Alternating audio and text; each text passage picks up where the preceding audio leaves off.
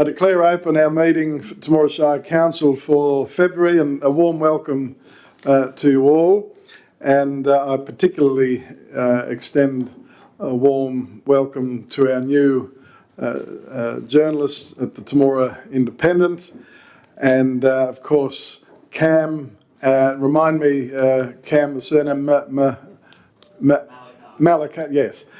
So warm welcome to you to the Chamber, and of course one of our former Young Citizens of the Year, Miss Michaela McGuirk-Scalaro. Warm welcome to you.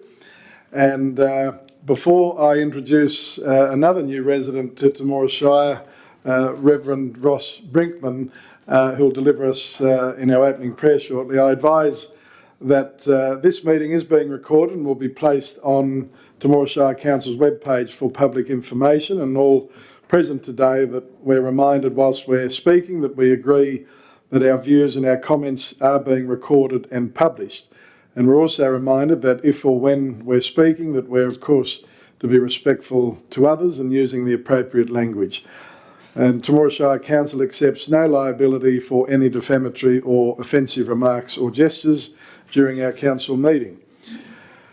And I'd now like to ask Reverend Brinkman if you'd like to lead us in our opening prayer. Thank you, and a warm welcome to you, the new rector of the Baptist Church. Thank you. What a privilege to pray for you today. Let's pray. Heavenly Father, I want to thank you for this gathering, for this council. I want to thank you for our mayor and all the officers and servants of many kinds in this room. Father, I pray for the business that they have to deal with. I pray for wisdom and patience to see through the items that are on their agenda. And I pray, Father, that you will give them wisdom beyond their natural ability to be able to solve problems, to work together as a team in harmony, even when there are differences, and to come to a fruitful outcome. So, Father, I pray your blessing upon them in Jesus' holy and precious name. Amen. Amen. Thank you very much, Reverend, and we're delighted to welcome you and your family here to Temora Shire, and we look forward to seeing a lot more of you. So again, thank you, and you are welcome to stay. I don't know why everyone says that, but anyway. Well, thank you very much, Reverend. Now we go to our acknowledgement of country. As we begin our meeting today, Temora Shire Council acknowledge our traditional owners of Temora Shire's land and waters, the Wiradjuri people, and we acknowledge their continued connection to our country and culture, and we pay our heartfelt respects to elders both past and present, acknowledging their contribution to the Temora Shire community, a place we all call home. So I thank you. We do have apologies, I understand, from the Director of Environmental Services, and the Town Planner is the Acting Director this evening, and Councillor Bushell will be here in the next 10 or 15 minutes, as I understand. So we go on to any declarations of any interest at this time, please. I beg your pardon. A mover, please, for the apology, and that is, of course, the Director of Environmental Services. Thank you, the Deputy Mayor, Councillor Reinhold. Moved and seconded. All those of that opinion, please say aye. To the contrary, no. Declare the motion carried. Thank you. Now we go to declaration of interest. Are there any at this time? Councillor Oliver. Yeah, thank you, Mr Mayor. I have one in the assets and operations section, so I'll vacate. It's a pecuniary interest, by the way, so I'll leave the room. Thank you, Mr Mayor. Thank you, Councillor Oliver. Councillor Reinhold. I'm the same one, thank you. Thank you, Councillor Reinhold.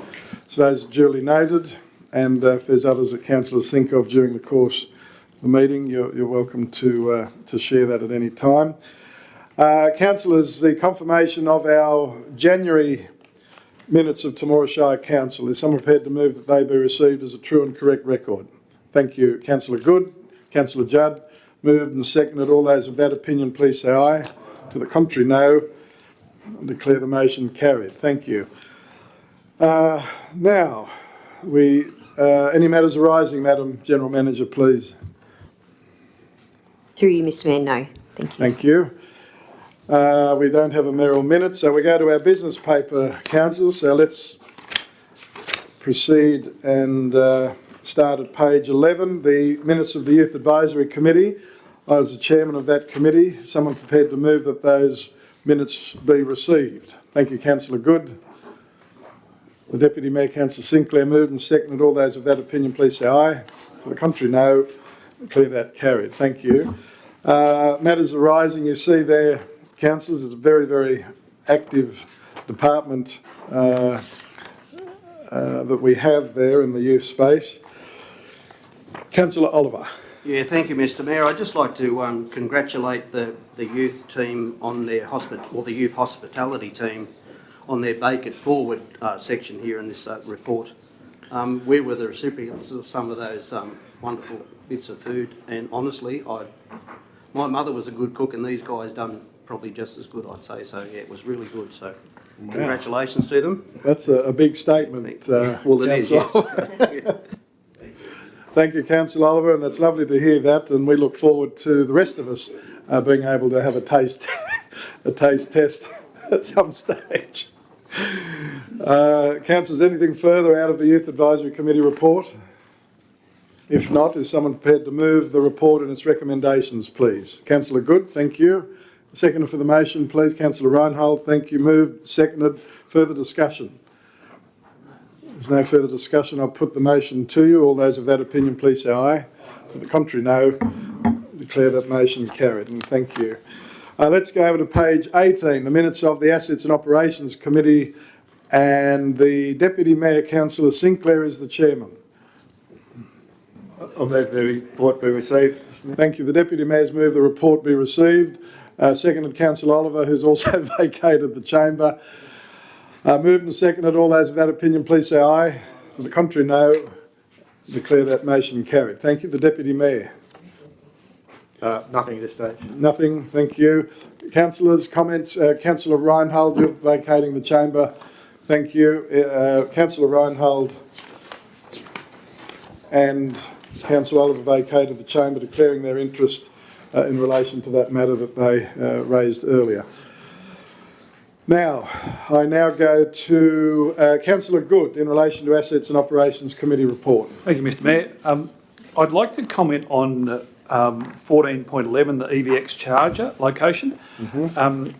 After the meeting and after our discussion, I went for a drive down via Loftus Street. There was some discussion about taking up several car spaces in that area in Loftus Street, and to an untrained eye, it appears that there's a similar position the 2 blocks down opposite the Terminus Hotel. So what I would like to do is to add a further to the committee resolution 12/2024, and further to advise EPX our preferred position is opposite the Terminus Hotel, but if that's not suitable, then their preferred Okay, spot. so our priority, so you're moving, because I'm going to take this as a new motion, so you're going to move the texts, this is just in relation to 4.11, the EVX charger location report, so that council grant approval for the site, or are you actually saying probably for the installation of a charger, for the installation of a charger? and support council's delivery of signage and marking. Yep, so we capture that. And further, well, the tree to be removed, I suppose that's depends on where the site is. Probably before that, and further, that advise them that council's preferred position is beside opposite the Terminus Hotel. Opposite on the, we probably should be more specific. On the southern side. Yep. On the southern side of Loftus Street. Yep, southern side of Loftus Street, opposite the Terminus Hotel. Yep. And further, tree be removed if it reverts back to the original, preferred position. their preferred position. Yes. Okay, thank you. We've captured that. General Manager, yep. I'll just check Councillor Good and make sure we've captured. Okay.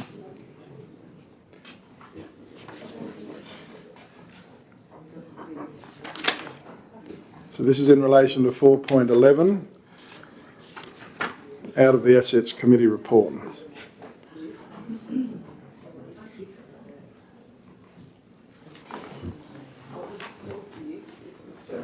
Well,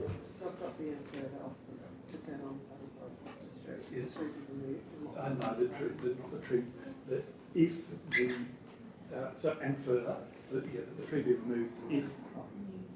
can we go through, can we talk please, Councillor Good, and we'll do this formally? Thank you, Councillor Good. The tree be removed if the position reverts to EVX. The original advice. Their preferred position. Yeah. Thank you. Now, have we captured that? Yes. Thank you. So we'll accept that motion. Thank you, Councillor Good, in relation to 4.11, the EVX charger location. Is there a seconder for that motion, please? Thank you, Councillor Irvine. Moved and seconded. So this is only specific to this 4.11, of course. Further discussion? Thank Councillor you, Good? Mr Mayor. As I said, from an untrained eye, it appears that their charger is not on a post with multiple wires, it's a single wire. And my thought is that opposite the Terminus Hotel is probably a better position for them because it's equidistant from two motels, being the Gold Terror and the Corella Park. It's also opposite a hotel. It's close to the club, and it's, from my viewing it, it's probably a preferred position because this is a destination charger that is there for some time. So it's a place where they could park and they could stay for several hours or overnight if needs be to charge their car. Yeah. And it's not taking up a car space in the main CBD block. Thank you very much, Councillor Good. Councillor Irvine. Yeah, I went and did some inspections of the site over the week after the meeting, and at all times I went past the parking spaces in that location were being utilised fully by local drivers, and fundamentally it's the first easily accessible parking for a business owner to park outside the time restricted area. So it's 2 hour parking up until Little Baker Street, and then it reverts to all-day parking past there. So that's why the spaces where EVX are proposing to put their charger is in high demand and high use currently by the local driving public. EVX have got a requirement in terms of availability with the poles. So in reference to the motion that Councillor Good's put forward that I've seconded, I'd like to see some modification to that along the lines of, council supports the idea of an EVX charger in town. The location put forward is currently utilised heavily by the public. So the current site put forward we don't believe is acceptable, but would be open to EVX putting forward some other proposals in less utilised parking areas. Now, I understand they need some close proximity to the CBD, but when you think about it, anywhere up here is probably not suitable. Anywhere down there is not suitable. There'll be certain requirements that they need relative to the pole and the transformers and whatever else.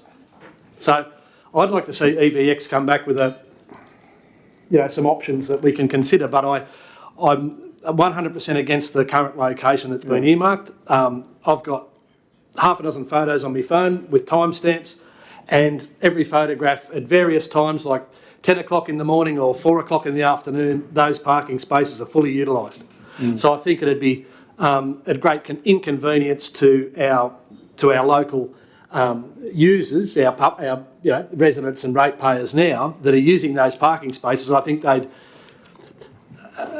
don't think they'd accept to see two EV charging spaces, and the utilisation of these EV charging spaces would be quite low in the first instance. So you're basically taking two highly utilised car spaces and making them unavailable to the locals, and I don't think that would go down well. No, thank you very much, Councillor Irvine. Right, I'm just we're discussing the motion that's before us, which Councillor Good and Councillor Irvine have moved. It's on your screen. Further discussion on that motion before us, the Deputy Mayor, Councillor Sinclair. Councillor Bushell, welcome.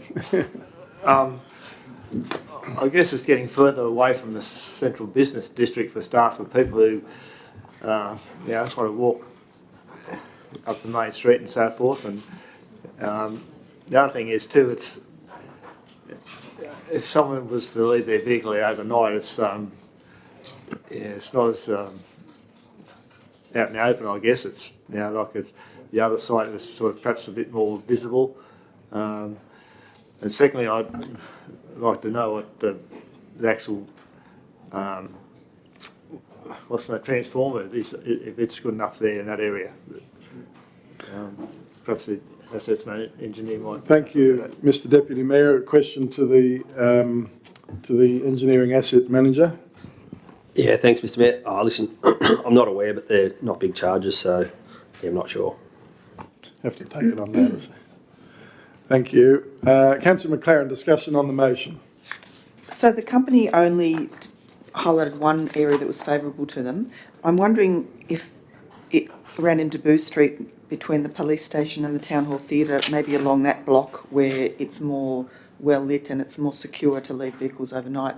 There wouldn't be a spot along there that mightn't be suitable? Because I certainly endorse Councillor Irvine's views on that parking for our business operators. We don't want them to park in the main street, but we've got to give them some place where they can leave their car all day. And I also think that one block is really not that far to walk to the main street. Honestly, if we were in Wagga, we'd be walking 3 blocks. So Literally. if it's in Baker Street, I don't mind. If it's in Deboo Street, I don't mind. That's a block. So being in the side street is not necessary. Thanks. Thanks very much, Councillor McLaren. Councillor Irvine, to wind up the I was discussion. just going to expand on Councillor Sinclair's comment as to how far they have to walk. These are really slow charges. So in order to put any sort of a charge in, I think Rob mentioned it might take an hour to put 100 k's worth of charge in. So if you've got to walk, it's going to take you a whole 5 minutes to walk from the Termo to the main street, depending on where this thing gets put. Like I say, I'd like to see EVX come back with a range of possibilities and we could sit there and go, this one suits us the best. That's what I think would be the best way to go about it. Thank you, Councillor Irvine. Councillor Good. Thank you, Mr. Mayor. If I can change, based on the discussion, if I can change the motion, if my seconder will agree, that we take out the the second and further, so just after Loftus Street, just there, yes.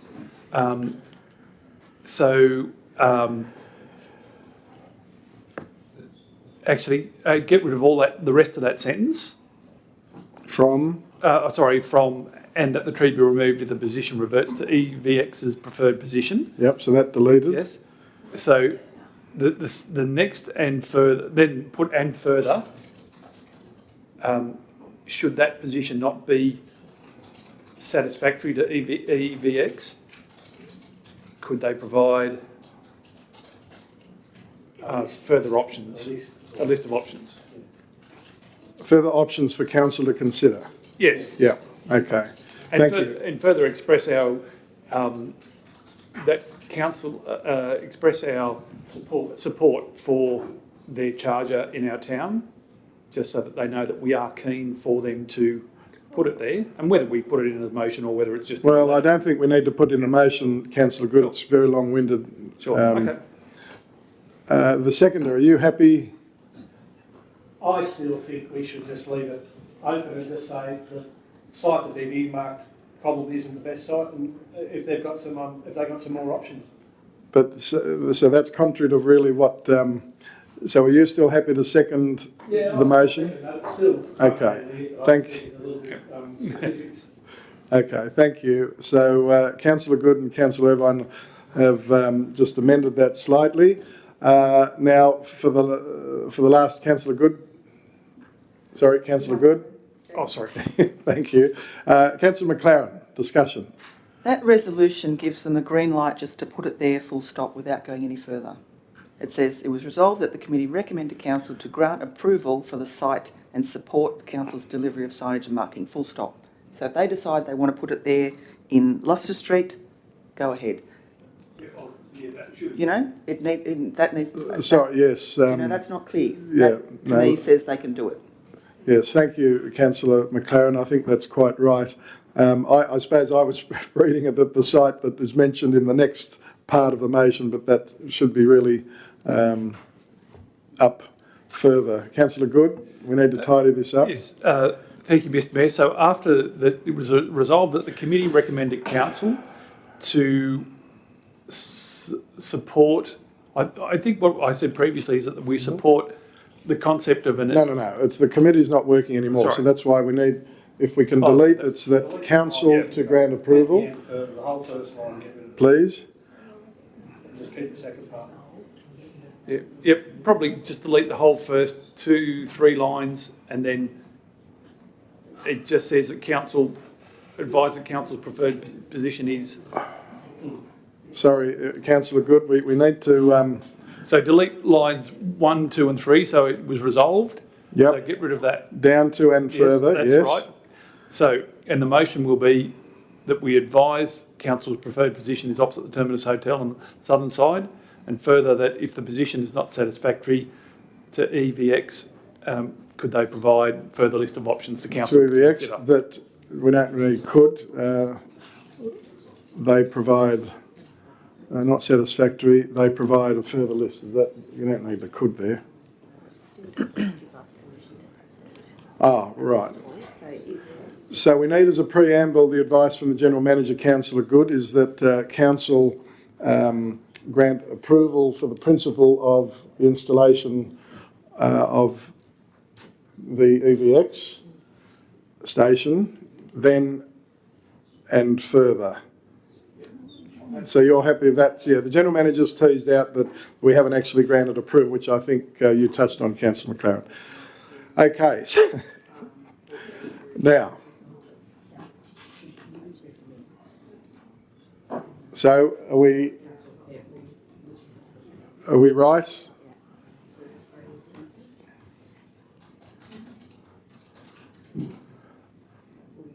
Approval in...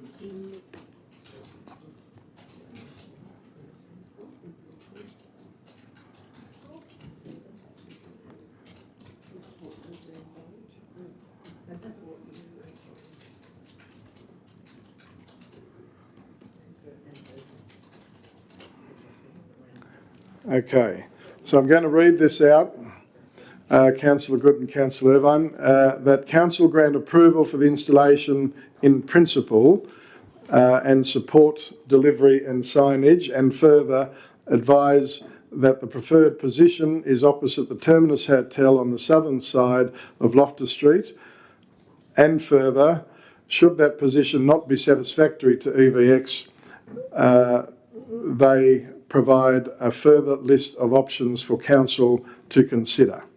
So you're happy? Thank you. Councillor Good. Sorry, Councillor Irvine, thank you. Moved and seconded. I'm now going to put it to the vote. All those of that opinion, please say aye. To the contrary, no. I declare the motion carried. Thank you, and we did get there in the end, and it's an important motion. So thank you. Councillors, motion to approve and adopt the recommendation of the remainder of Assets and Operations Committee report. Councillor Judd? Oh, sorry, your discussion on items of the report? Yeah, thank you, Mr Mayor.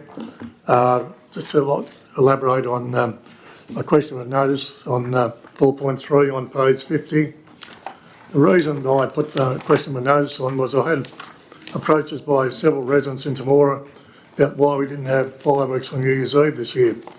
And the report, if you go right down to nearly the bottom of the page, the fireworks on New Year's Eve started some years ago by the old Promotion and Visitation Committee, and got some volunteers on the committee who went out and got sponsorship and got that going.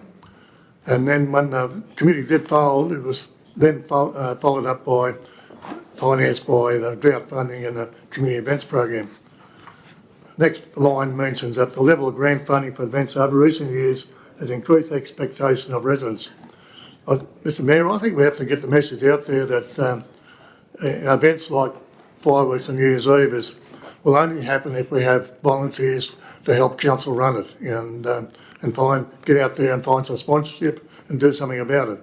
If it's just left to council and our staff, it won't happen. And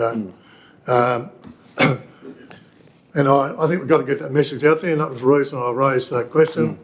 And I'll just follow on about the old Promotion and Visitation Committee. That started well over 40 years ago, and those are the days when we had some great thinkers in the community. Chaps like Adrian Keeley, kicked off the Golden Gift Festival at the time. Late Harry Coddington, he was a member of the Hard and Soft Wheat Growers board at the time, and was able to convince the association to bring the testing laboratory to Temora. That then converted to being the grain crop testing laboratory, which is down past Parties Mill. So, the old Promotion and Visitation Committee sort of act as a think tank. And I sort of think our Shire and Temora really needs a good think tank. Too often, even when coming on council, we come along and say, yes, I know a lot of things, but do we put a lot of thought to it? And I'd just like to see the consideration to be given to the old promotion committees being kicked off again. And that's why I'm, the motion, the move that at least be referred to the new council to consider. And I think it's got a lot of merit. Thank you, Mr. Mayor. Thanks very much, Councillor Judd, and I think what you're saying is spot on, although I even go further and say, well, council can't run everything, and there were some that obviously wanted the fireworks, but my view is that if it's required, then another community group or someone may wish to take up the mantle, and council may consider assisting to an extent in whatever form they felt appropriate. But at the end of the day, certainly the Promotion Visitations Committee, both former versions of it and recent ones, they've certainly done a heck of a lot of good. So thank you, Councillor Judd. So any further items of the Assets and Operations Committee? If not, is someone prepared to move the remainder of the report and its recommendations, please? Councillor Good, thank you. Seconded for the motion, the Deputy Mayor, Councillor Sinclair. Thank you. Moved and seconded. No further discussion. I'll put the motion to. All those of that opinion, please say aye. To the contrary, no. Declare the motion carried. If someone could get Councillor Reinhold and Councillor Oliver, please. Thank you. Oh, they're there? Oh, right. That's the spirit.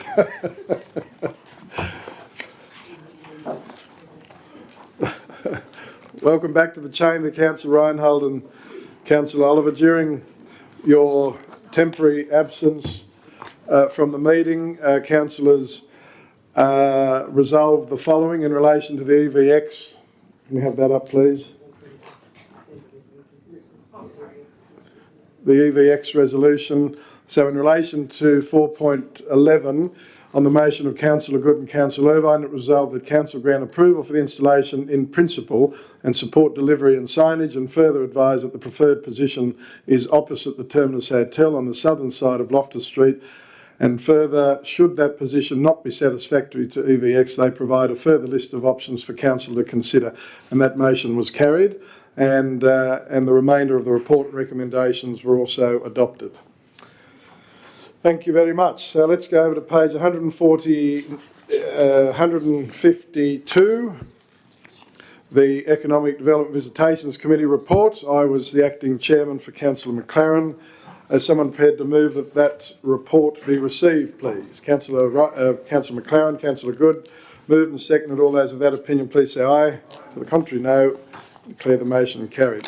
Councillors, you have items listed there in the report that the committee considered, and if there's any items that the council would like to raise, or if not, Councillor Good. Thank you, Mr. Mayor. I move that council note the report. Thank you. Councillor Good's moved the adoption of the report and recommendations for economic development visitations. Thank you. Seconder for the motion, please. Thank you. Councillor Oliver, moved and seconded. All those of that opinion, please say aye. To the contrary, no. Declare that carried. Thank you. Let's go over to page 160, the minutes of Council's Temora Agriculture Innovation Centre Partnership Committee, and the Deputy Mayor, Councillor Sinclair, is the chairman. Thank you. Move the report be received. Thank you, Mr Deputy Mayor. You've moved the report received. Seconded. Councillor Bushell moved and seconded. All those of that opinion, please say aye. To the contrary, no. Declare the motion carried. Thank you. Mr Deputy Mayor, do you have any items you wish to highlight in the report? Mr Mayor, yeah, this is just the farming wanting to get things done a bit quicker to line up before this sowing season. Some land that they use for research out there based on irrigation is not quite as level as they'd like it, and they want to get a company in to level it out a bit better. They've applied for funding, but they're not sure when that's going to come through or if they're going to get it, so they've asked the council if they'd like to, if they're prepared to let out some of the maintenance fund money to cover the cost at this stage. So the council agreed to that, or well, the recommendation from the committee is that the council agreed to that. I think it's, when it comes to irrigation, especially in trial work, but even just normal irrigation, you need to have very level ground. You can't have lower spots might hold water. So I think needs doing, and especially after the last few years, 3 or 4 wet seasons, it's apparently even got worse. So yeah, that's the report. Thank you, Mr Deputy Mayor. Councillor Irvine. Yeah, I attended this meeting, and it was good to meet the new manager out there, Sean Morgan. I support the proposal. They came to council originally to advise that they were going to put in for grant funding for this project, and there was going to be no cost to council, and council supported that. They need to get the work done earlier than the grant's going to be decided. They're still confident that they'll put in a pretty good showing at the grant stage, but they gave pretty firm undertakings that if their grant's unsuccessful, then there'll be further negotiations as to how this money gets repaid back into the maintenance fund or how it gets reallocated. So fundamentally, they're just caught a little bit in a timing situation where they've got to get this ready for the companies that want to conduct their trials, and the grant process is not going to facilitate that. And this is one of their key money-making exercises with these irrigated trial plots, because they guarantee to the company that's going to engage in the trial that they can see this fully through to harvest, because if they have a dry spell, they can introduce some water and continue the growing. So it's pretty integral to FarmLink's program that they get this work done and get this program in place. So I support it on that basis, and I think they were certainly it was all well intentioned. There was certainly no it was purely a timing thing from their perspective. Thank you, Councillor Irvine. Well, councillors, you have the Temora Agriculture Innovation Centre Partnership Committee meeting minutes, the report and recommendations. Someone prepared to move? Councillor Bushell. I just want to move it, thank you. Thank you. Councillor Bushell's moving the report and recommendations. Seconded, Councillor Good. Thank you. Moved. Seconded. Discussion. If there's no further discussion, I'll put the motion to you. All those of that opinion, please say aye. The contrary, no. Declare the motion carried. Thank you very much. Councillor Judd, you're right. Councillors, let's go to page 165, delegates' reports. Please, do we have any delegates' reports?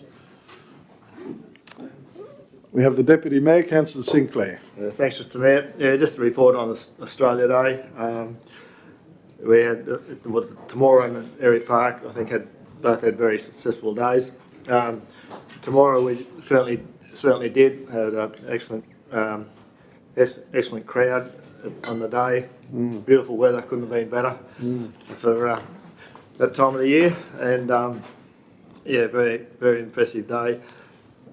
the one thing that stood out, I think, to lead up to Australia Day was the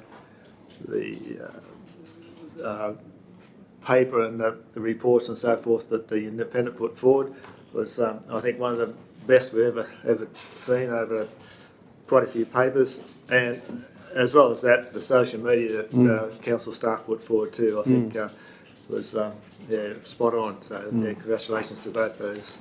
Hear, hear. Thank you, Mr Deputy Mayor, and congratulations to you as the chairman of that committee, and Councillor Oliver and your team. You do an outstanding job, and I think you're spot on in terms of local paper and our communications officer, Miss Carr. Fantastic effort. And well done to all the award winners, of course, as well, and the nominees. It was great. Thank you, Mr Deputy Mayor. Councillor Irvine. I attended the Australia Day function, and from a production perspective, the audio was not up to scratch. Mr Giles' performance was interrupted. It dropped out a couple of times. The speeches were a little bit hard to hear. So for the committee going forward, I know you guys used to engage Simon Isles. I don't know whether Simon was unavailable or what this year, but he always does a good job, and he's got some good equipment. And I think the new stage needs to, when it gets used for an outdoor event in the daytime, it's quite dark in the stage. So it's a little bit difficult to actually see what the focus of the event is. So there needs to be some investigation done into getting some stage lighting, so that the simple fact is people are standing outside in the full sun. The stage is pretty uninteresting and uninviting because it's so dark, and so I think that needs to be investigated too from a production standpoint. The rollout from the community was good, and the old boys did a great job with their barbecue and everything else. So just those few things to overcome, and because it is so speech-based, it's really important that that aspect of it be addressed.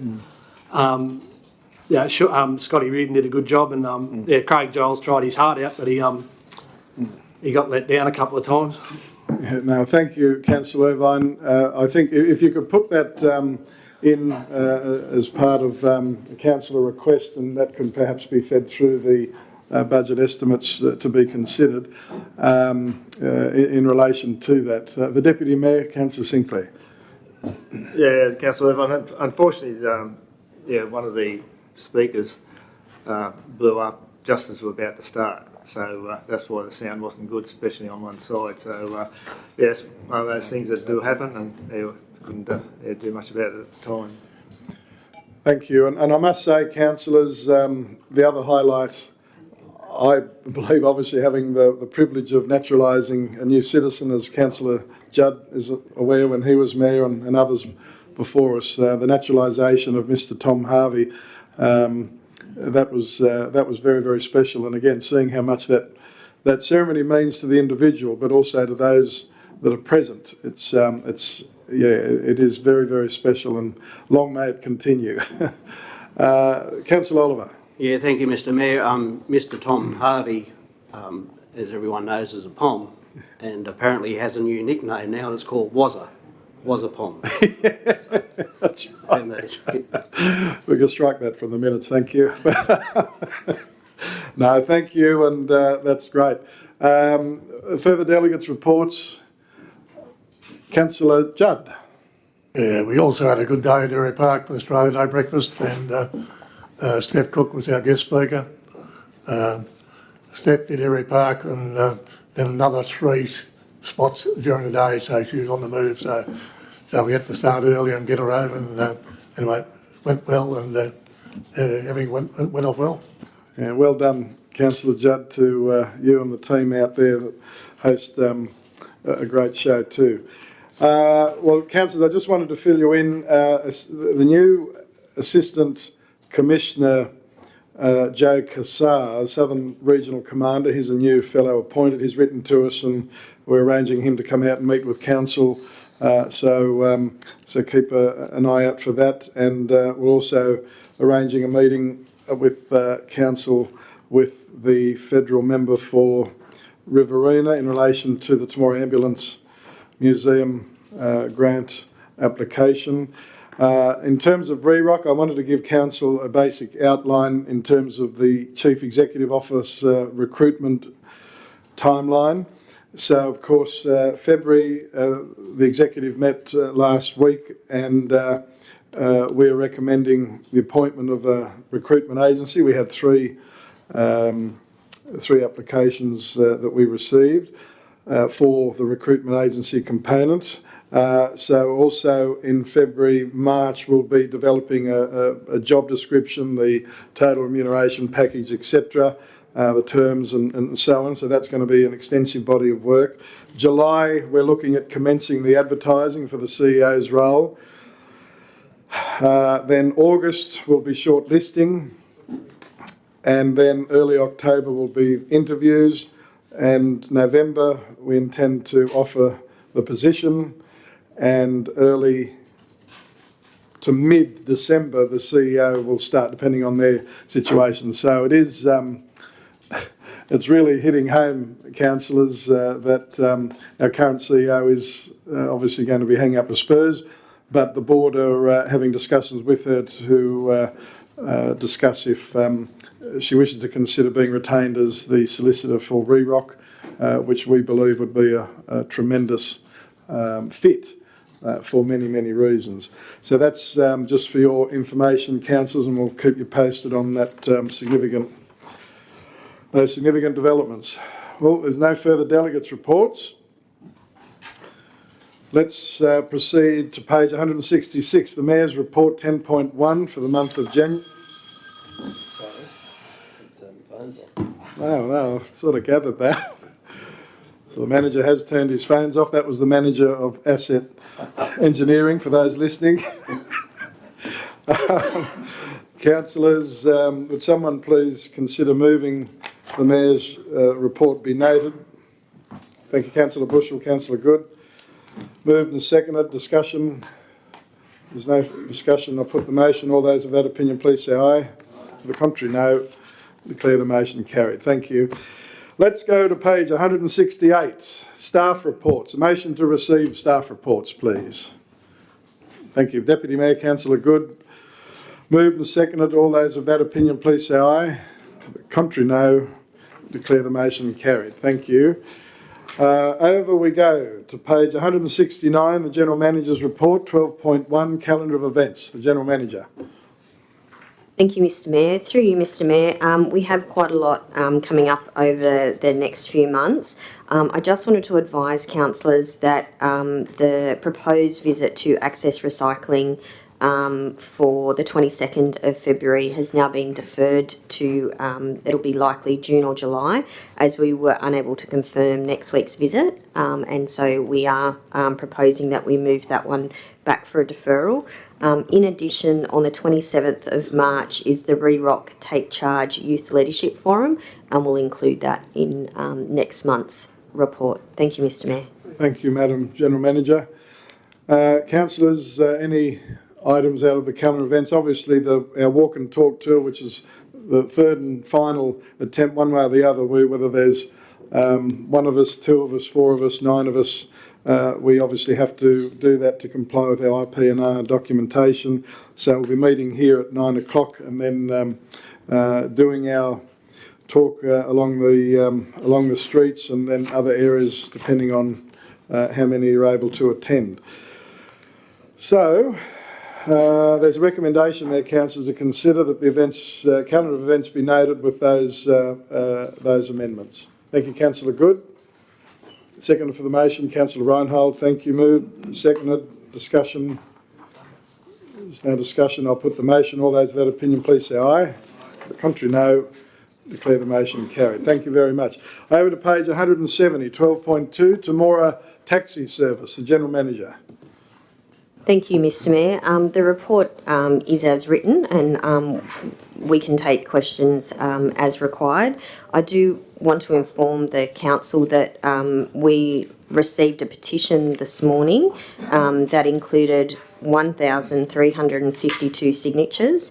I'm going to read to the councillors the wording of the petition, and it is available here for any of the councillors that wish to view it. The wording of the petition was, "Dear Mr Mayor and Temora councillors, please could the council keep the taxi working in Temora? It is a vital service to all the community and of all ages, the young, elderly and all in between. Temora needs this service." Thank you, Mr Mayor. Thank you, Madam General Manager. Councillors, obviously we're all aware of the situation. I thank the General Manager for the detailed report. Council, of course, as you know, had an informal meeting with Mr and Mrs Krause recently. Prior to that, there was a meeting with the General Manager, and that certainly was all appropriate. And there's certainly been a lot of talk in the Shire, as there should be. And I believe that you, as council, have enough information at this point to discuss, to consider. And of course, if we do enter into certain territory that is deemed confidential in nature, we will have to go into closed session at that particular time. So, councillors, I am now in your hands. I go to Councillor Bushell. Thank you, Mr Mayor. I'd like to move a motion that we decline the request for council to take on board the Temora taxi service. Thank you. So Councillor Bushell is moving that council decline the request to purchase the Temora taxi service. Thank you. Is there a seconder for the motion, please? Seconder, Councillor Good. Thank you. Councillor Good, do you wish to talk on the motion? Yes, I do. Thank you, Mr Mayor. In reading the report, one thing that does really stand out to me is if council were to operate the taxi service, the cost is likely to be in the vicinity of $300,000. The income that we will get will be substantially less than that. Council is hamstrung by our awards and the pay rates we have to pay. I know in Sydney people lease taxis and that can happen, and they can drive and keep the money themselves. And if a private owner owned it, that could happen here. I can't see that happening in council, and we would have to pay award wages and superannuation and annual leave and all the things that go with it. Whereas if someone's driving it themselves, they don't have all those on costs. I do think it's a service that we do need in town, but there are many services we need in town, and I don't think council can be relied on to provide all those services, because council just wouldn't be able to afford to do that. Thank you very much, Councillor Good. And I go to the Deputy Mayor, Councillor Sinclair. Yeah. Thanks, Mr Mayor. Yeah, look, whether this taxi service is viable or not, I don't think it's something that council should be getting involved in. It's a private business should be running this. And look, I feel for the people who rely on it, and it's going to make it very hard for some people if there's no taxi service or until something else comes along. But at the end of the day, I think it's something that council shouldn't get involved in, and I think that's just as simple as it is. Thanks, Mr Deputy Mayor. Councillors, I think that, the comments that you've heard, and of course the detailed report, which is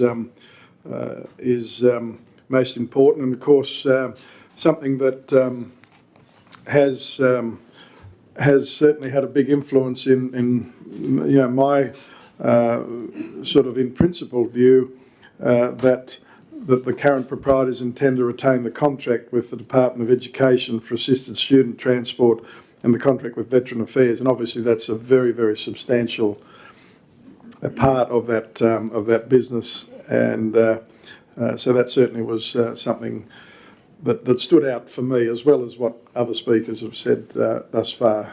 Thank you. Councillor Irvine. I'd like council to consider offering some support to the Krauses in terms of marketing this business. We've got an interest as a town to maintain the service within town, so it's in the residents and the community's interest to find a purchaser for this business. I think it's something that our economic development function should look at closely, because and the reports indicate that these support's been offered in the past and it's been ignored or hasn't been taken up. But I still think it's a commercial enterprise, but Temora does need the service. We've got an economic development manager. I think it's incumbent upon council to at least go back to the Krauses and offer whatever support we can and assistance with any marketing to try and find a viable buyer. I certainly don't agree that it's in council's remit to be running a taxi service by any stretch, and roads, rates and rubbish doesn't include taxis one bit. So that's my thoughts. I still think it's a very important service for Temora. I think council have got the capacity to offer some additional assistance to help them get the thing marketed successfully. If they choose to not take that up and the commercial opportunity lapses, well, I think council could quite happily say that we did everything we could in our power. Thank you, Councillor Irvine. What I would say, in response to that, and I mean everyone in this chamber and the Shire, I believe, would agree with you in terms of, and other speakers, how crucial and important the Temora taxi service is. I am, for one, very, very reluctant to, I'm assuming you're suggesting, Councillor Irvine, offering financial support in terms of, you're not just, okay, well that's good to clarify, expertise, okay, that's very good, thank you. I don't disagree with that to a point for sure. Councillor Good. Thank you, Mr Mayor. Yeah, I agree with Councillor Irvine. It's something that I do think it's an important service for the town. I do think council do have some expertise that they could help them with their marketing, and the business itself would be quite a good business for a couple to run, and I think they would probably make quite a good living out of it, but for council with employees, I don't think it's viable. Yeah, thank you very much, Councillor Good. Excuse me, just also to clarify to Councillor Irvine's point, that I'm very pleased that council staff had been assisting in terms of their expertise with the General Manager and who else was it?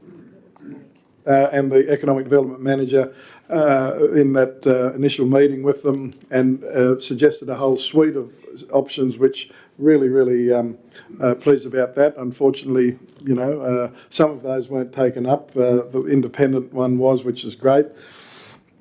So I would assume that would happen as a matter of course, without costing any money, that we can again offer the suggestions, but it's up to the individuals to determine whether they accept part, all or none of that advice. Thank you. Well, we have a motion, councillors, from Councillor Bushell and Councillor Good, that council decline the request to purchase the Temora taxi service. If there's no further discussion, I'm going to put the motion to you. All those of that opinion, please say aye. To the contrary, no. I declare the motion carried unanimously. Thank you. So, councillors, the next steps will be is that the General Manager's on leave tomorrow, and the Director of Administration Finance and I will be meeting with Mr and Mrs Krause in the morning to advise of council's decision, and further to what Councillor Irvine has indicated, and also what's already happened, that we can perhaps assist further with some advice to them. So thank you very much, councillors, for that. Let us now go to your urgent late report, which is again under the hand of the General Manager, 12.3, Code of Conduct, and the General Manager. Thank you, Mr Mayor. On Friday, we received advice from the Office of Local Government in relation to our Code of Conduct Complaint Statistics report. We have amended the report accordingly based on the advice that was provided. And we're recommending that the advice be noted from the OLG and that we proceed to the adoption of the minutes and that the amended Code of Conduct Complaint Statistics report be submitted to the OLG, be resubmitted to the OLG. Thank you, Mr Mayor. Thank you, Madam General Manager. Councillor Bushell. Thank you, Mr Mayor. I'd like to move the report. Thank you. Thank you. You're moving the recommendation. Thank you. Seconder for the motion, please. Deputy Mayor, Councillor Sinclair. Moved. Seconded. Discussion. If discussion, Councillor Irvine. Will there be any further reporting to council on these matters? To the General Manager. Thank you, Councillor Irvine. The General Manager.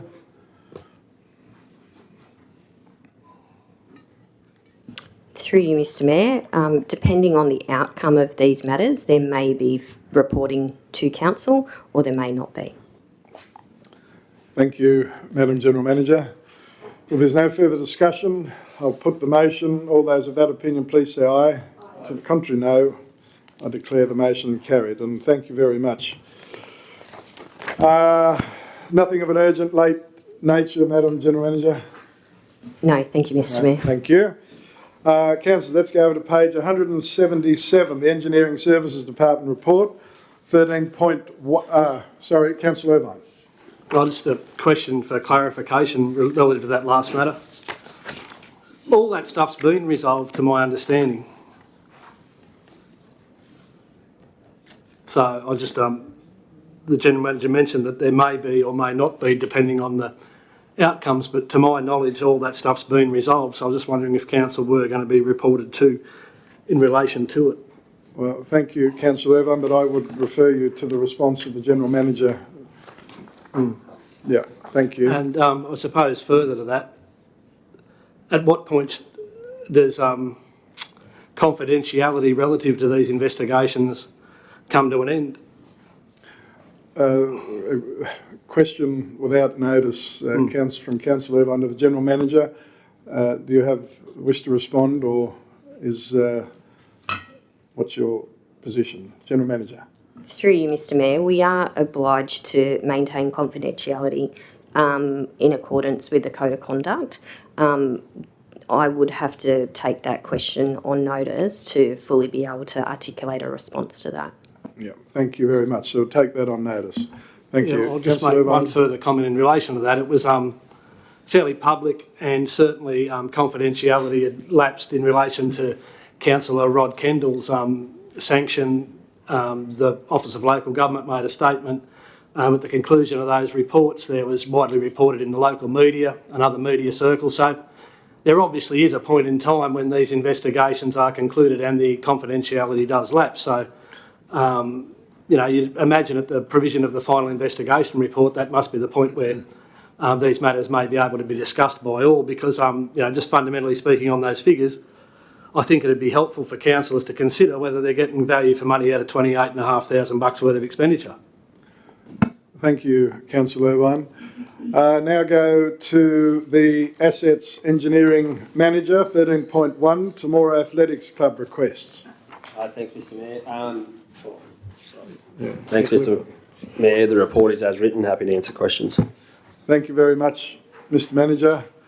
Councillors, you have that report there with you, I beg your pardon, in front of you, and you see that there has been feedback received from the Australian Football Club, and then, of course, has been considered, and there seems to be a compromised position before us to consider.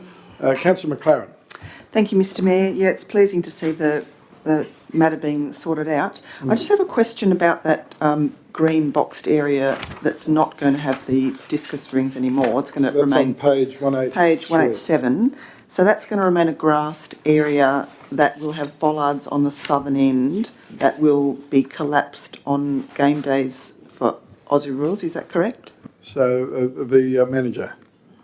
Thanks, Mr Mayor. Yeah, that's correct. So basically the car park would finish at the black area and then there'd be a fold down bollard that would provide an access track across the grassed area to the area where the cabin is, where the container was going to be. Thank you. Councillor McLaren. And is that a drop-off point or is that allow permanent parking during the day? And if it is permanent, how will the cars that require elderly drop-offs be monitored to ensure that there's ability to drop them off? Thanks, Councillor McLaren. The manager. Yeah, thanks, Mr Mayor. I think the idea would be that it's a parking spot. So basically you fold the bollard down on game day and you could fit 5 cars in that area and they could park there for the duration. Thank you very much. We go to Councillor Irvine. Just a comment, and it did get raised in some of this. I think it got raised by Mr Haig in reference to a comment. The pressure that Nixon Park's under, and obviously every square inch of it's getting utilised here at the moment, they really are cramped. It's a credit to the clubs how well they get on and share the facility currently, but we really do have to look at whatever options might present for spreading these pressures across the sporting grounds evenly throughout the town. And, you know, just we really do have to, when you look at this design, you really do have to start to consider that Nixon Park may be well approaching the full level.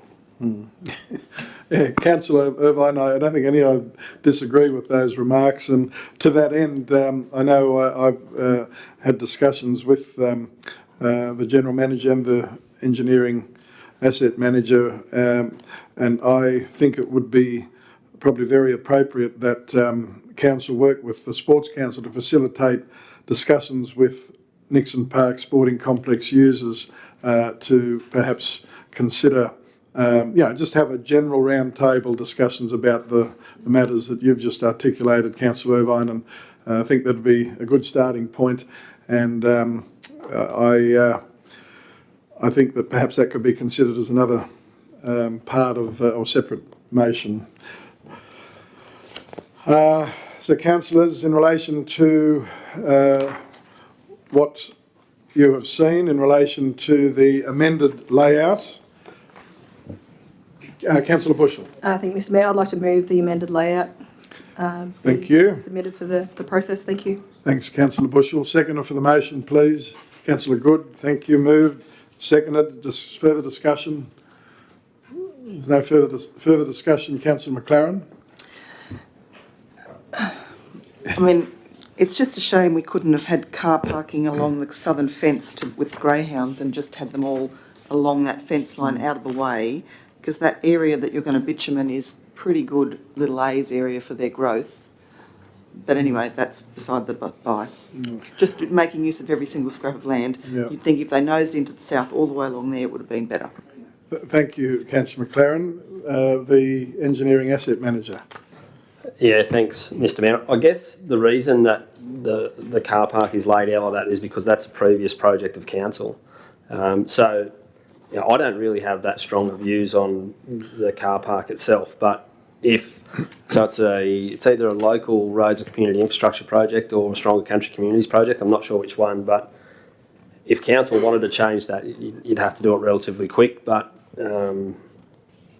yeah, I don't know. I just wanted to point that out, that it's currently an unsealed car park, and the reason it's getting sealed is that it's a council project. Okay, thank you, I Councillor remember the McLaren. grant application. I understand why. I just wonder whether the Sports Council considered whether that was the ideal spot for a car park before the funding was allocated. And once it's there, and maybe it should be run past the Sporting Council before it's set in stone to make sure that they're happy with that location, if you know what I mean. Yeah. Thanks very much, Councillor McLaren. Does the manager have a response?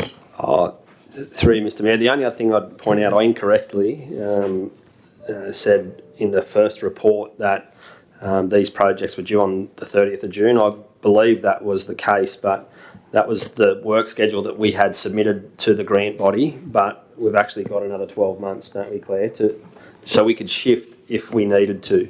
I didn't realise that in the first report, but yeah, Claire corrected me Who's recently. Okay. Town planner. Thank you. Councillor McLaren. When you look at other sporting grounds around the zones, it's a real luxury to have car parks so close to where they're playing, and a lot of them have them, you know. Yeah.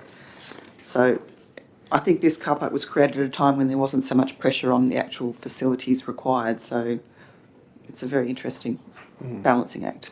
It is, exactly, Councillor McLaren, a balancing act.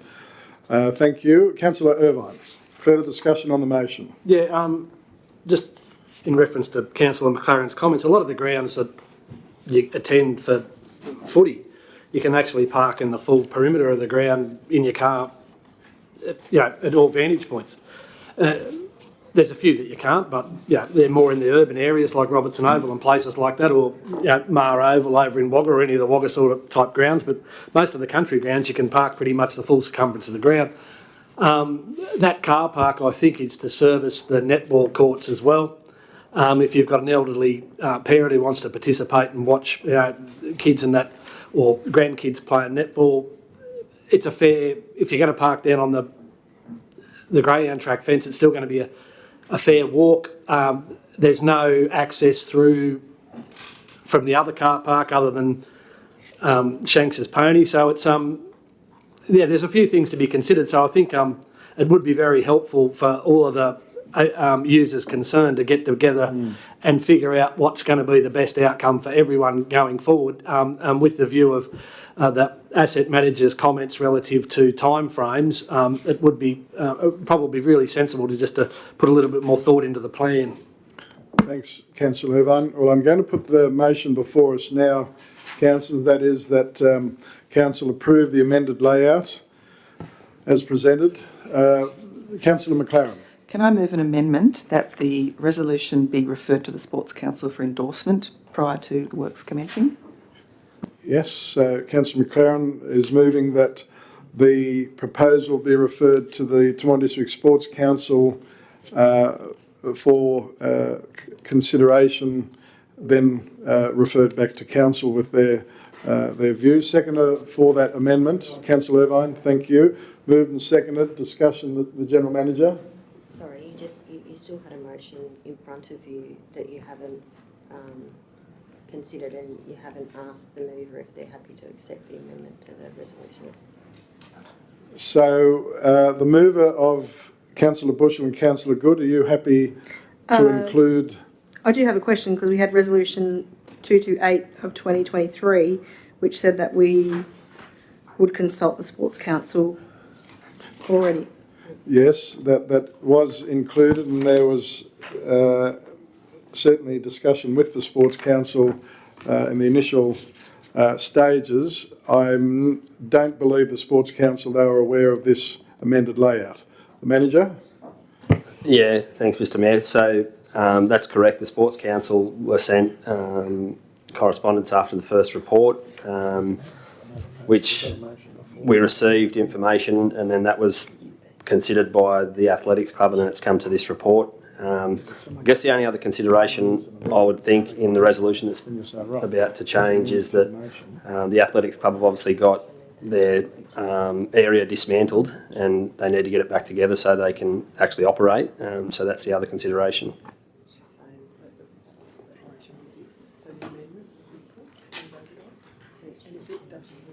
Yes.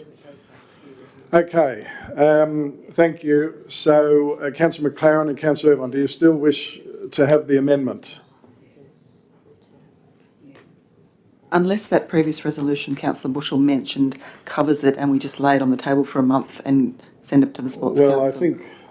Well, I think my reading of it is that technically that's probably what should have happened, if we're being frank. So if that covers it, then there's no need for the amendment. Yeah, look, I think that's exactly what the General Manager, you'd see it that way or not. The General Manager?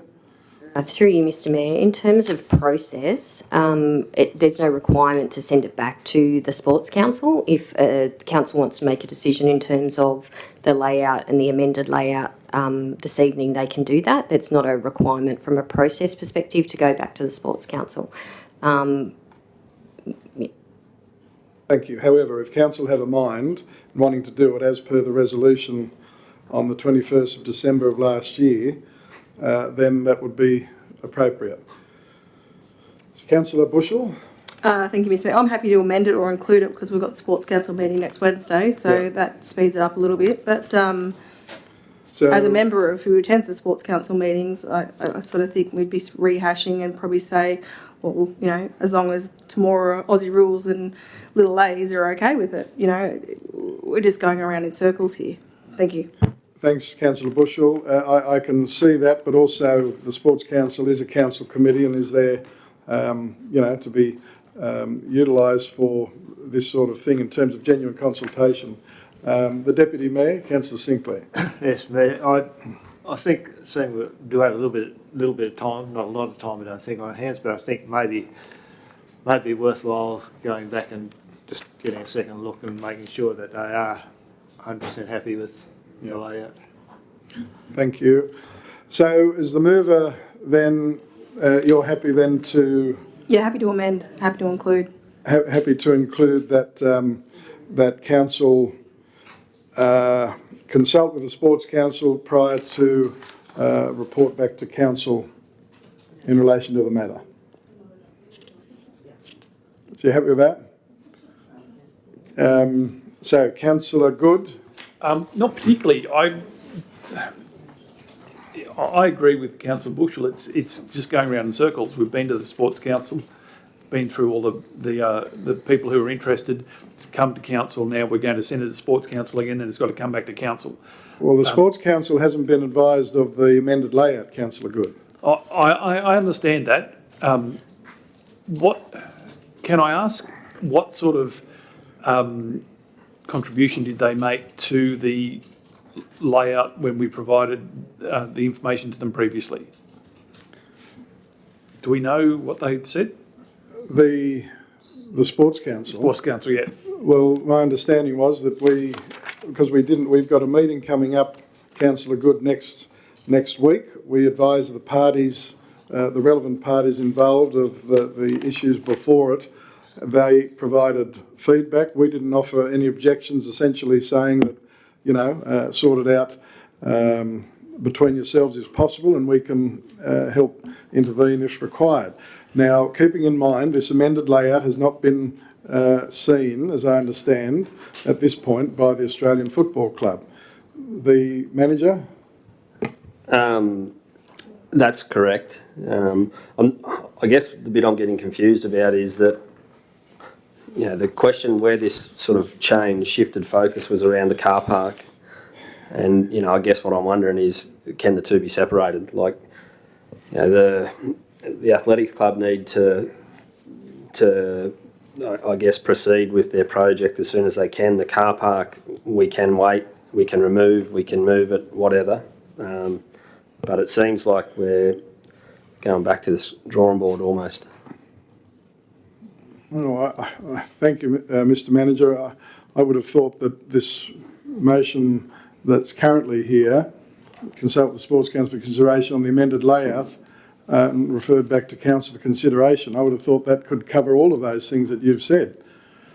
Very nicely. Councillor Good? My preference would be that it doesn't come back to council, so that it would be that council... Subject to the Sports Council's... Yes. Okay. Okay, so Councillor McLaren's happy with that. So now, Councillor... Hang on, microphone please. Councillor Bushell. Very happy to close that extra round circle. Thank you. Thank you. Okay, so that council consult with the Temora District Sports Council for consideration on the amended layout.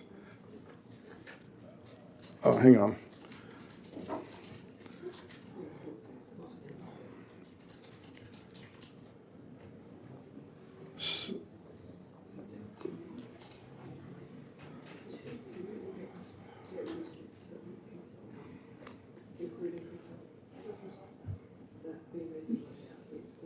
That council approve the amended layout, that it be endorsed subject to the approval of the Temora District Sports Council.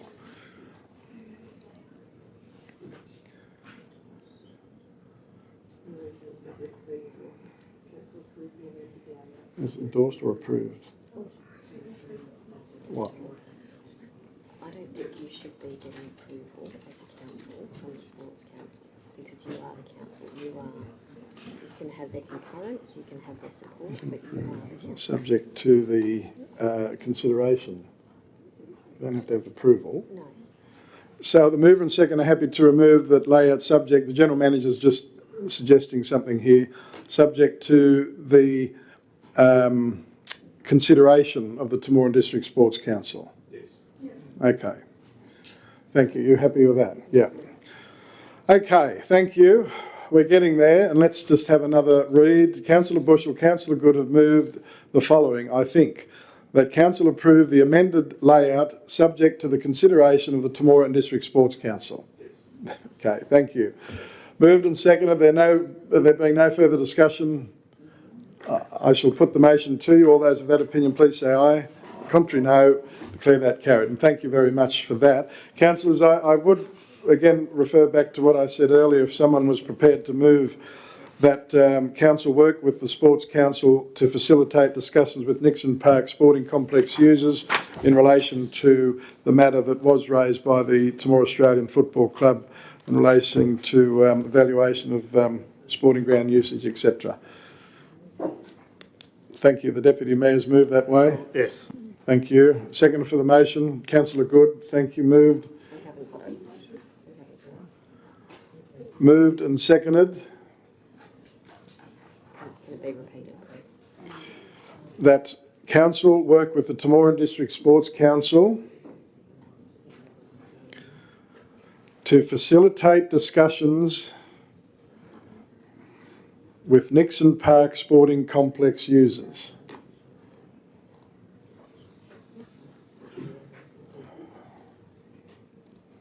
Now, have we got? Right, thank you. Now, have I put it? Have I put it? Have I put the motion? Oh, I asked if I have. So I'm going to put the motion. All those of that opinion, please say aye. The contrary, no. Declare it carried. What's happening? I'm just trying to catch up. Right. Isn't someone... Okay. Thank you. Let's proceed now. Nothing further from the engineering department, Mr. Manager? No, Mr Mayor. Thank you. The works manager? No, Mr Mayor, thank you. Thank you very much. Let's now go to page 188, Environmental Service Department. Is there anything of an urgent late nature, Madam Acting Director? No, thank you, Mr Mayor. No, thank you. Let's go to page 189, Administration Finance Department Report, 15.1, the ARIC transition to compliance. The Director. Thank you, Mr Mayor. The report's as written. I'll just note the correspondence that councillors received earlier in the week from the General Manager advising the updated costings that we were advised of in relation to the operation of the ARIC. So the figures will be updated in the report to indicate it's estimated to cost us $53,543 in the first year, and then $52,710 each year thereafter. Happy to take any questions. Thank you, Madam Acting Director. Councillor Good. Sorry. Righto. I'll go to Councillor Judd. Thanks, Mr Mayor. I think the Director's done a good factual report, but hasn't mentioned any of the serious implications I read in the terms of reference. I think there's a dynamite report. Serious implications for this council. If you only got, instead of you read on the front page, the Director said, provide ARIC with clear guidance how it should serve the council. But the way the terms of reference reading, we're going to be serving the committee, not ARIC. This is I'm totally against it, Mr Mayor. It's only a few years ago we had in our external audit, we had Mr Bradley coming, and he was serving our council well, and we got good interaction with him. No, that wasn't good enough, taken over by the audit office. Now we probably only see them on Zoom, I think now. And paying a lot more. Yes. Now, I was on on previous terms on the internal audit committee. We had a neighbouring GM as the chair, a local solicitor as the accountant on the committee as well, and 2 or 3 councillors who knew their way around the balance sheet. Very cost-effective internal audit committee. And now we come up with this thing. It's up there with joint organisations, Mr. Mayor. I don't know how to think about it. That's a low blow. But it goes to show just how much they value local government. And that's mean I don't think they do value local government.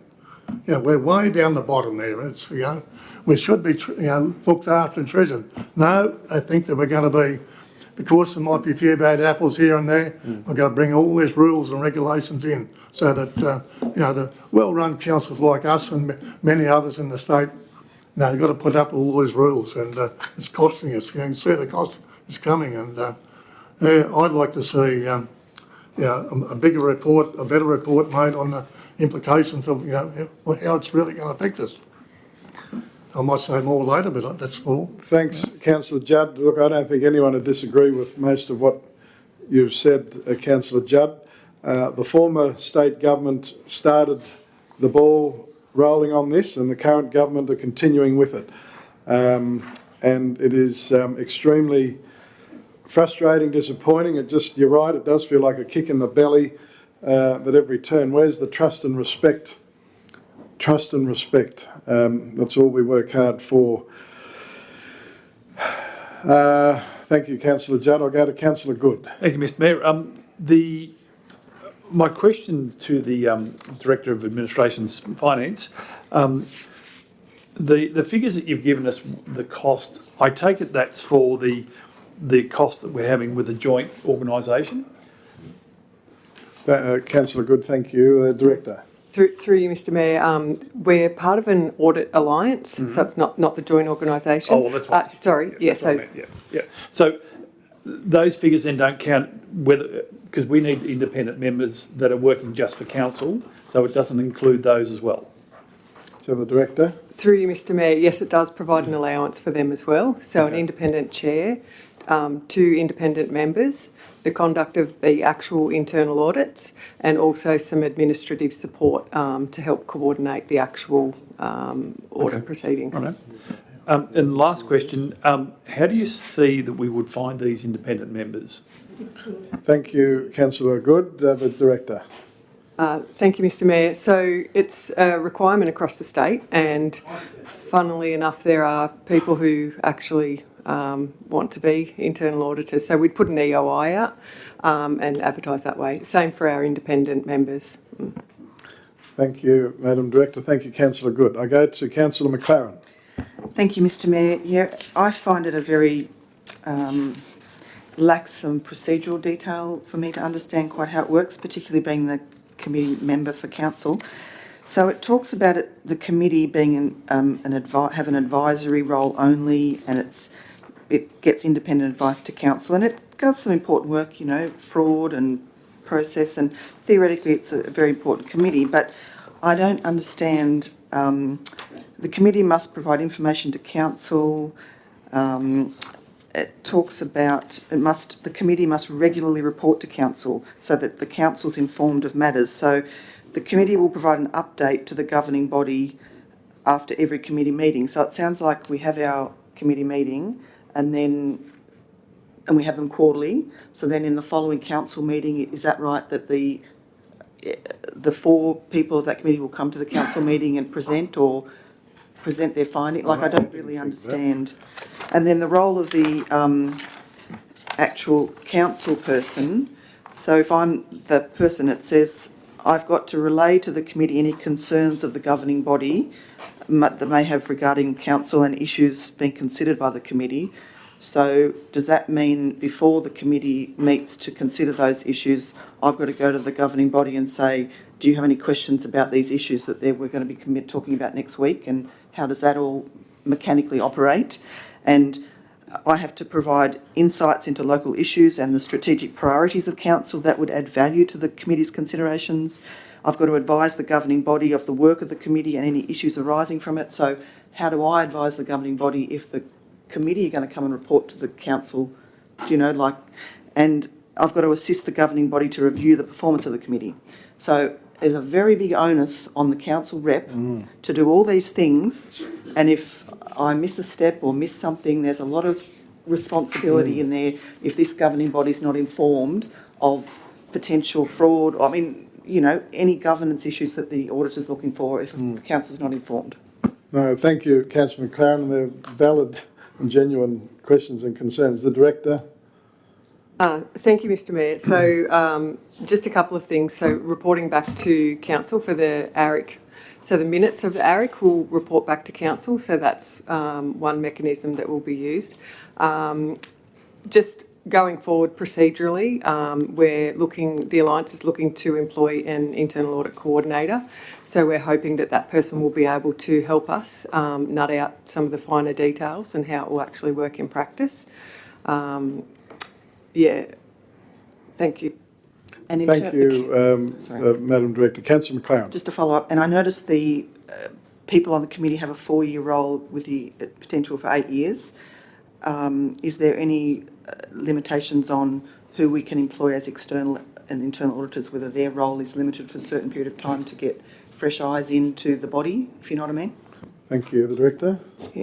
Thank you, through you, Mr Mayor. So I'll just say that our charter and the terms of reference are based on the models that have been released by the Office of Local Government. So we're bound by those requirements. The internal auditors that we have used in the past and intend to continue to use, we engage on a contract basis, and they're engaged depending on what is actually being audited, and we usually go to the market and seek out experts in that particular field. You know, we've had a cyber audit, so that, or an IT audit, which is a very different person to the person who did, an internal audit on our property leases, etc. So that's, we engage them separately for each different audit that's conducted. Thank you. Go to Councillor Bushell.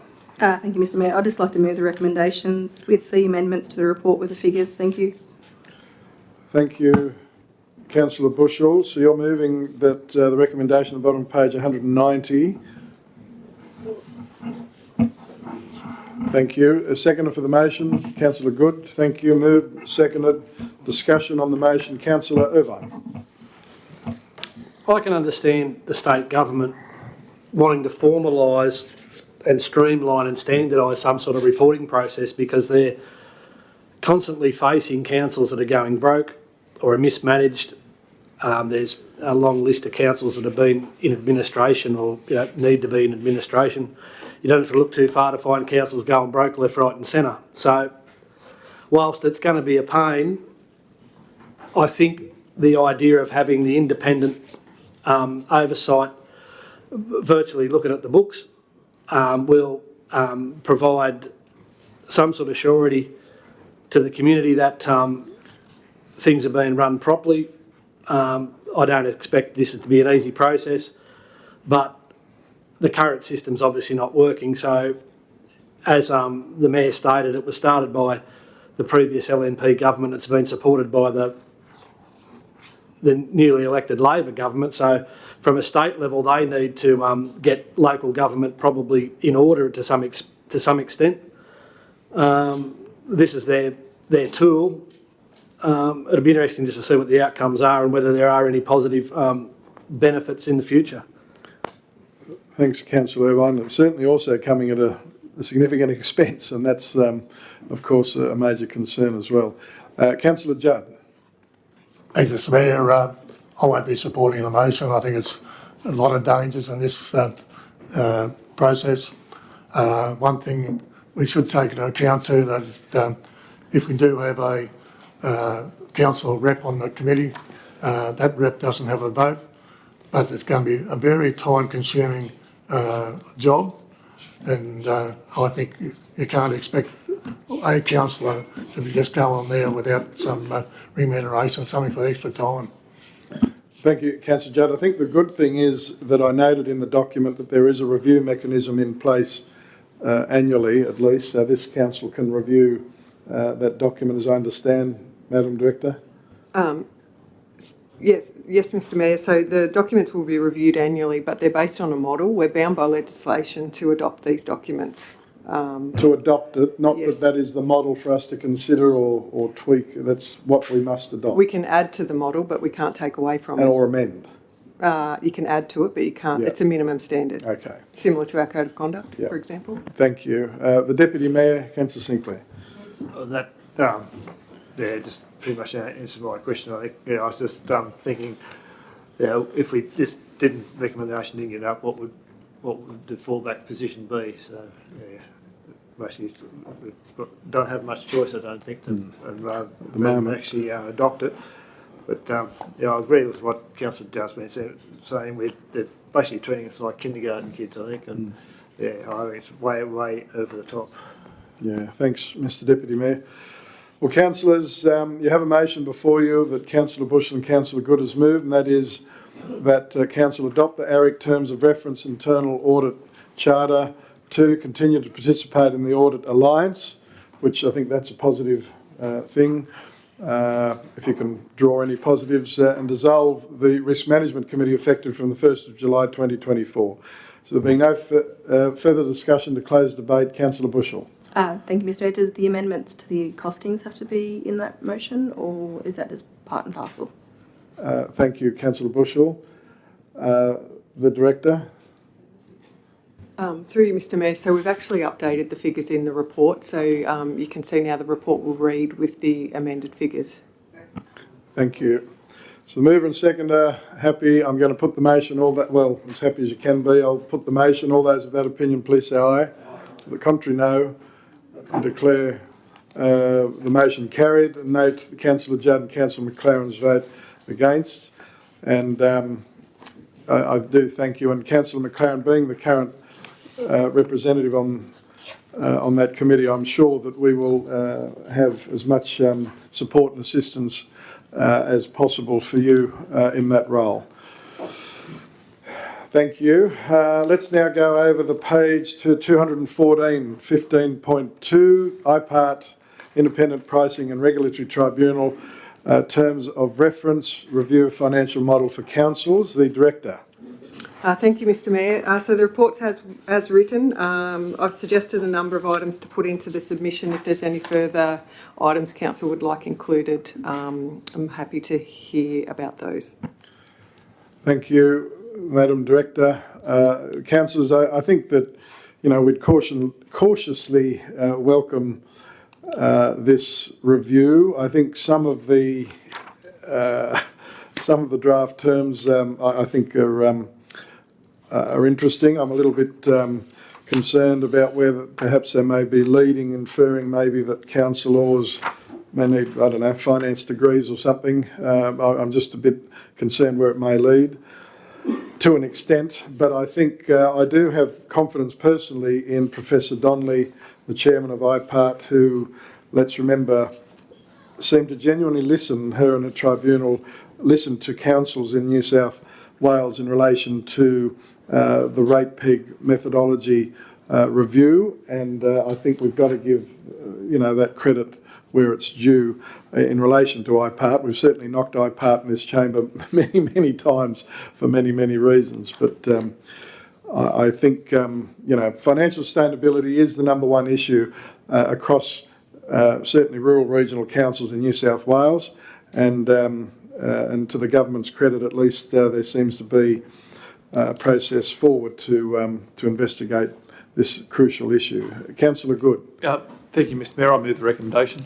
Thank you. So Councillor Good's moving the recommendation that Council consider the draft terms of reference and lodge a submission which includes reference to the items mentioned in the report. Seconder for the motion, Councillor Bushell. Yes, and I have a question. Yes, I'd like Councillor to Bushell seconded the motion. Discussion, Councillor Bushell. Thank you, Mr Mayor. Every council has to adopt this type of process in their minutes or not? If not, how do we find out if each other council is of the same view I always like the idea of letters in numbers, you know what I mean? Like to get more of an impact, like, you know. You mean strength in numbers or? Thank yes. you, that's what I meant, sorry. That's all right, we know what you meant. Yeah, you know, it'd be interesting. I know that you go to Country Mayors Association, they're probably all saying these sorts of. You mean the things. points that are raised here? Yes. Yes, do we CC this letter to other councils to say, look, this is what we're sending? Yeah. Maybe hitch on and do the same. Yeah, thank you, Councillor Bushell, and I think that's you know, some good points, and I would expect that we would send to the Country Mayors Association, LGNSW, and REROC at a minimum, I would have thought, and further, perhaps our State Member of Parliament, so they know exactly what our council are thinking in this space. So thank you, Councillor Bushell. Councillor Good. Thank you, Mr Mayor. In reading the terms of reference, I had similar concerns as Councillor Judd with reading the last terms of reference. It does seem to be another, a vehicle where state government can again flog local council. I'm just concerned with some of the points that they've got here, but yeah, I definitely think we should do right in about the cost shifting and the cost problems that council are having. Yeah, I can see further regulation and further enforcement on councils that we're not going to like. Thanks, Councillor Good. Yeah, as I said earlier, I'm cautiously welcoming this particular inquiry. But thanks, Councillor Good. Councillor Irvine. Yeah, it's been mentioned often enough that income's not equaling expenditure, and that's across the board into pretty much every council in New South. So they do have to come up with a new funding model that's going to be fit for purpose for at least the short to medium term. Every second council going for special rate variations of 30, 40, 50% isn't sustainable, and it's indicative of a serious problem in that sector where the funding's not keeping up with the expenditure. But from a state government perspective also, if this funding's going to be made available, then they're going to have some conditions and some contingencies on it. A lot of the financial difficulties that local government will find themselves in have been brought upon by themselves in poor decisions, investing in businesses or other ventures that haven't worked out as well as they could. So I can expect some strings attached to any funding that the state government might bring, and they might make it contingent upon certain areas of the business, and then any expenditure in other areas will have to be funded from outside sources of income. Yeah, I think it's certainly overdue that this the funding of local governments being visited, and I welcome the inquiry. Thank you, Councillor Irvine. Well, councillors, you have a motion before you, and that is that, hang on, we've got here that council consider the draft terms of reference. I don't think we need consider, but council approve the draft terms of reference and lodge a submission which includes reference to the items mentioned in the report. No. Pardon? Just lodge a submission. Okay. So that council lodge a submission in relation to the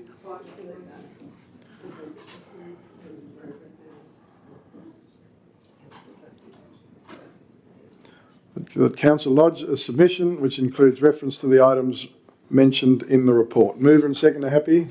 Thank you. There being no further discussion, I'll put the motion. All those of that opinion, please say aye. To the contrary, no. Declare the motion carried. Thank you. Over to page 218, 15.3, Child Safe Policy. The Director. Thank you, Mr Mayor. So the report's as written. I'm happy to take any questions. Thank you. Councillors, you have the report there before you, and there is a recommendation on page 219 for council to consider. Councillor Good. I move the recommendation. Thank you. Councillor Good has moved that. Seconded, Councillor Oliver. Thank you. Moved. Seconded. Discussion. There's no discussion. I'll put the motion to you. All those of that opinion, please say aye. The contrary, no. Declare the motion carried. Thank you. very much. Now, let's go to page 228, 15.4, the quarterly budget review. The Director. Thank you, Mr Mayor. The report's as written. Happy to take any questions. Thank you. Just one question, just to tease out, I have discussed it with the General Manager and the Director. Just on page 233, you'll note that the medical complex air conditioners of 48.5, obviously it wasn't budgeted. I might just ask the Director to tease that matter out for Council, please. Thank you, Mr Mayor.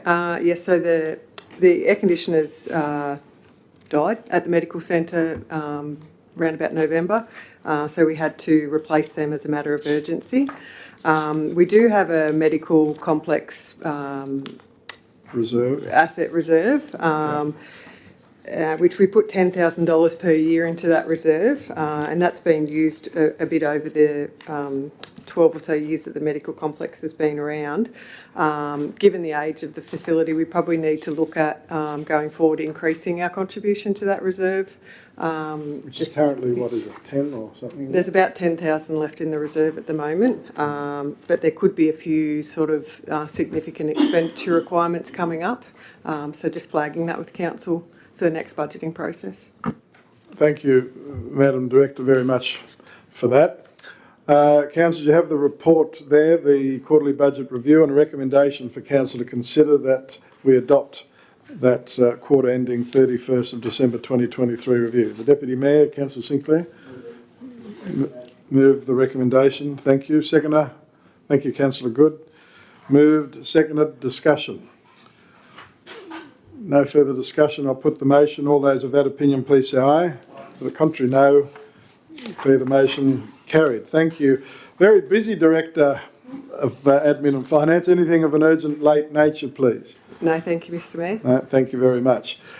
Councillors, we proceed over to page 241, correspondence, which was listed as nil. We do have a late urgent item of correspondence, 16.1, Betrick Rocks.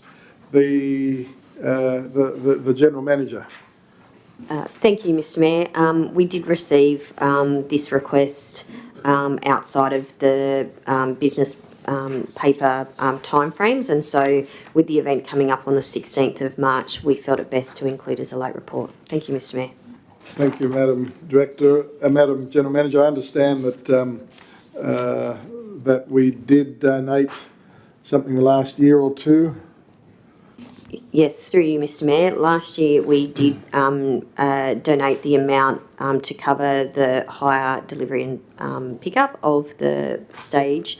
And I think the year previously a donation was made by Council of 50% of that cost. Okay, thank you very much.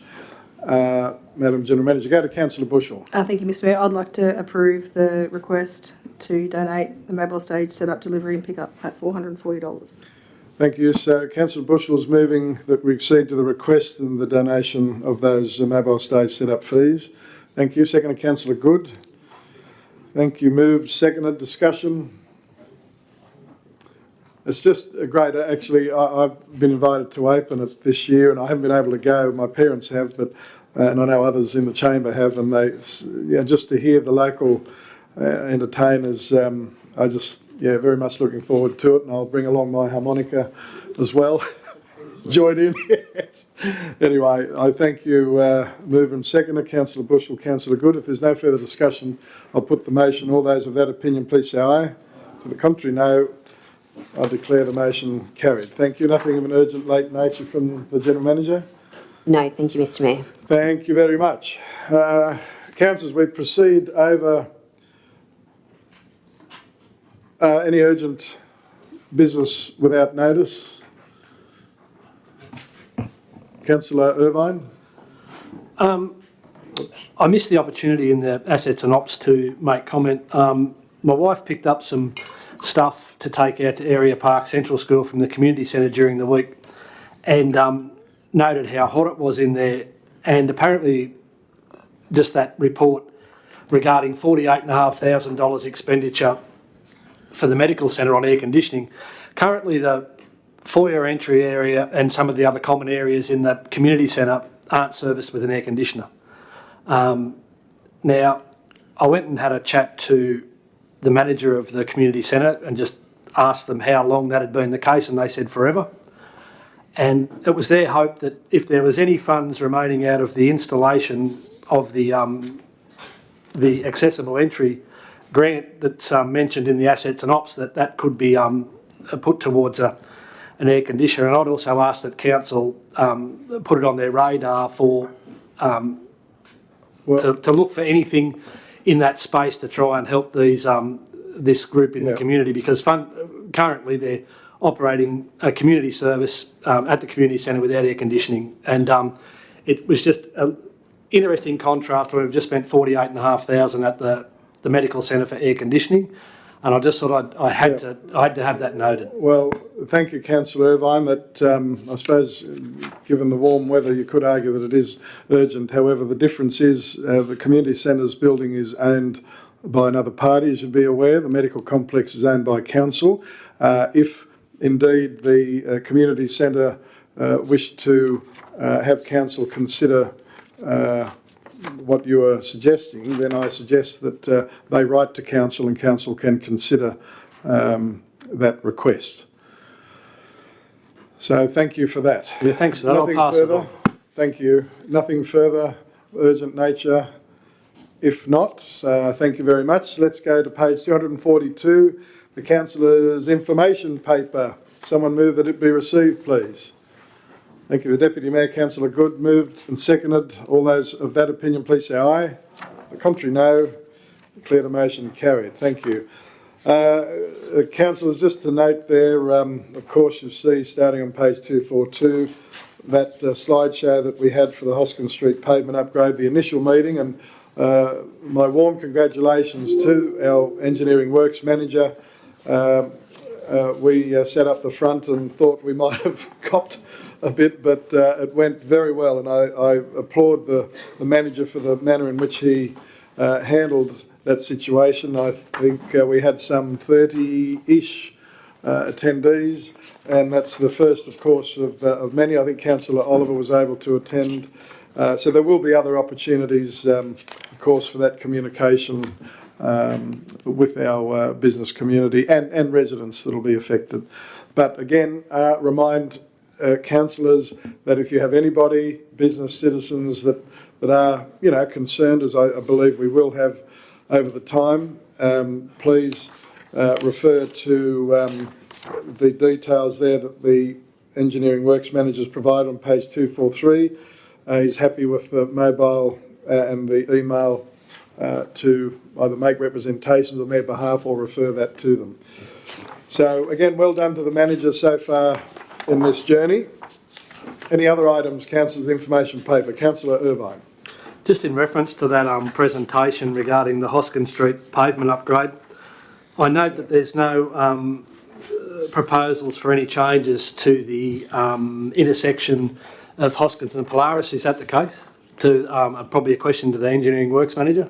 Thank you, Councillor Irvine. The manager.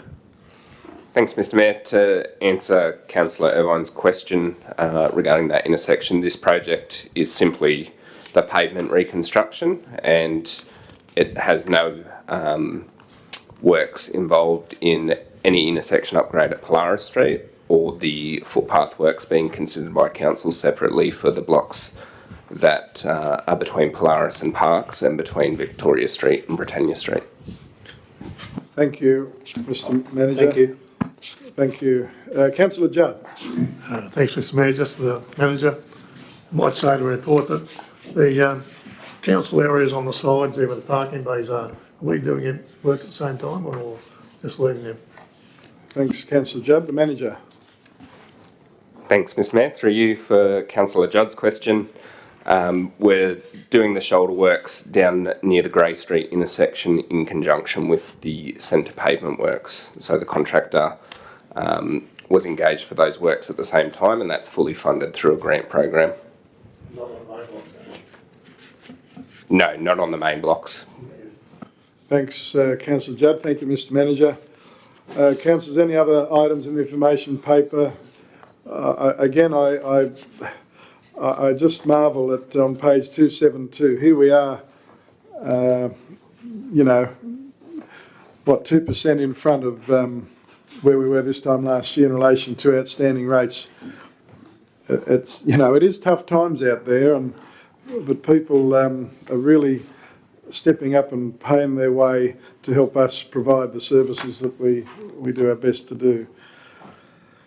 Anything further, councillors? If not, in accordance with Section 10A of the Local Government Act, I advise that there are several matters that are deemed confidential, and accordingly I require a motion to have those matters considered. Deputy Mayor, thank you. Councillor Reinhold, seconded. Moved, seconded. All those of that opinion, please say aye. To the contrary, no. I declare the motion carried. Councillors, we are back into open council, and I now defer to the General Manager, who will advise of the confidential motions that have been brought into open council. The General Manager. Thank you, Mr Mayor. In relation to the minutes of the Assets and Operations Committee held on the 6th of February 2024, it was resolved that the reports be received, and it was resolved that the reports and recommendations as presented be adopted. In relation to the minutes of the Economic Development and Visitation Committee held on the 6th of February 2024, it was resolved that the reports be received, and it was resolved that the reports and recommendation as presented be adopted. In relation to the Temora High School drainage, it was resolved that Council include the works in the Temora High School grounds in the 2024-25 financial year's budget and consider drainage works from High School to Aurora Street at budget estimates. In relation to the permanent road closure, it was resolved that Council proceed with the actioning resolution 170/2021, that Council sell the land to the interested parties. It was resolved that Council moves the motions from closed into open. Thank you, Mr Mayor. Thank you very much, Madam General Manager. Councillors, you've heard those resolutions. Could I now have a formal motion, please, to adopt those motions? Councillor Judd, thank you. Councillor Good, moved and seconded. All those of that opinion, please say aye. To the contrary, no.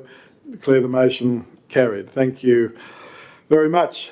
There being no further business for Council, again, thank you so much for your attendance, your contributions, and on behalf of all councillors and staff, Councillor Oliver, we wish you well for your very major back surgery next week. Our prayers and thoughts and strength will be with you, and we know you'll be back good as gold in no time at all. So thank you very much, and declare the meeting closed.